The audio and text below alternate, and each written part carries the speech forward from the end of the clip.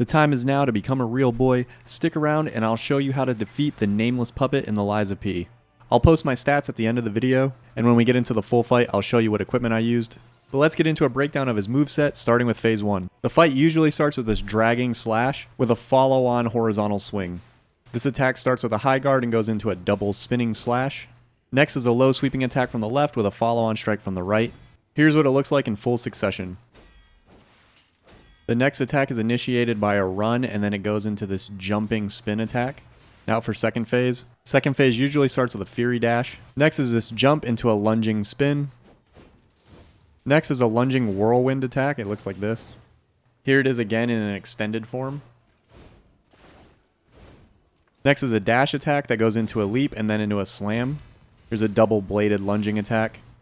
Next is a lunging stab into an energy blast. It looks like this. Let's move into the full fight breakdown, but before we get started, if you're new to the channel, make sure to subscribe. For this fight, I'm scaled to technique and I'm using the 2-Dragon sword. The fight usually starts with this delayed charge attack. If you get too close, you can get shoulder checked and your timing can get knocked off. Next, you'll see him go into a high guard. That's when we know that there'll be 2 spin attacks. If you're not good at deflecting, dodge towards him. Alright, so here's a tip for countering with the 2-Dragon's right trigger. At this point right here is when you're going to want to press the trigger, but I already attacked. So I will reset, and as he comes down, right here is when you're going to want to begin the right trigger, and that'll counter the attack. When he turns red, you have a window of time to either heal or launch a heavy attack. Pay attention to this next upswing, and I counter right here as he starts the motion. You want to do it as the motion starts, because if you do it at the very beginning, like right here, that's too early. Luckily, you'll get 2 more chances in order to get it right.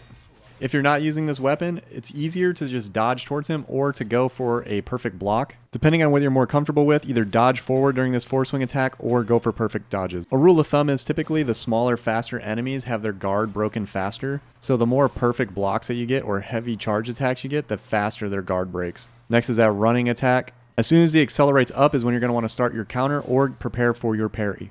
Alright, so moving into phase 2, Nameless Puppet normally starts this phase with this Fury charge attack. The easiest way to avoid it is to just run to the side. Because of his erratic attack pattern during this phase, I'm using throwables and follow-on attacks during key openings. When he jumps in the air, run towards him because he's going to do this leaping lunge. When you run towards him, it also avoids that ground attack. There's 2 ways to approach the whirlwind attack. You can either dodge towards him or run away and dodge. Pick which method you want to use and stick with it, because if you're indecisive like I was right here, then you get caught in that attack pattern. So you see right there, there's the red charge attack, and we just run to the side. Looking for openings to throw. He starts charging, we run away. You can typically just dodge it right here. I'll turn around and throw stuff at him. As soon as I get the opening, he jumps into the air, I run towards him, and I avoid that follow-on attack, and then I'm looking to just throw, build up those status effects on him. For this dash attack, either dodge forward towards him or go for the perfect parry like I did. That choice is up to you depending on your comfort level with either dodging or blocking. If worse comes to worse, you can always just hold block, as you're about to see me do right here.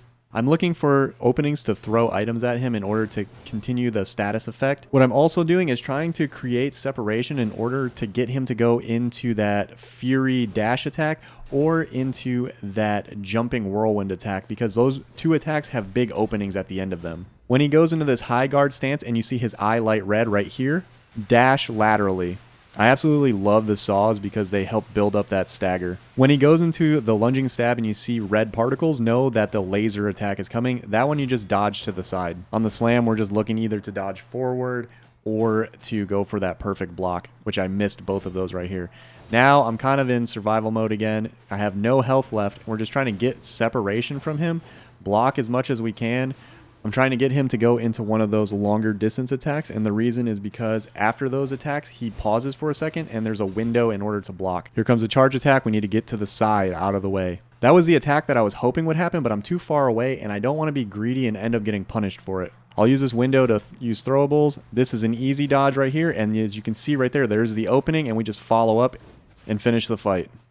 Here are my stats if you're interested. If you found the video helpful, please make sure to hit the like button. And if you're new to the channel, please make sure to subscribe. It's the best way to support this channel, and it's absolutely free to do.